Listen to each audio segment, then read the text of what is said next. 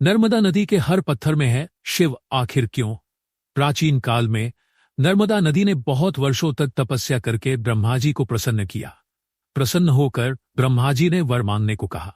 नर्मदा जी ने कहा, ब्रह्मा जी, यदि आप मुझ पर प्रसन्न हैं तो मुझे गंगा जी के समान कर दीजिए। ब्रह्मा जी ने मुस्कुराते हुए कहा, यदि कोई दूसरा देवता भगवान शिव की बराबरी कर ले, कोई दूसरा पुरुष भगवान विष्णु के समान हो जाए, कोई दूसरी नारी पार्वती जी की समानता कर ले और कोई दूसरी नगरी काशीपुरी की बराबरी कर सके, तो कोई दूसरी नदी भी गंगा के समान हो सकती है।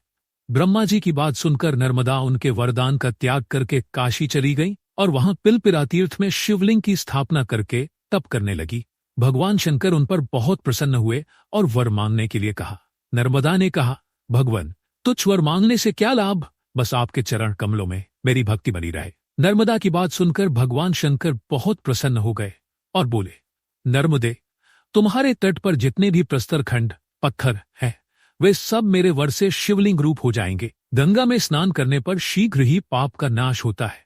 यमुना 7 दिन के स्नान से और सरस्वती 3 दिन के स्नान से सब पापों का नाश करती है, परंतु तुम दर्शन मात्र से संपूर्ण पापों का निवारण करने वाली होगी।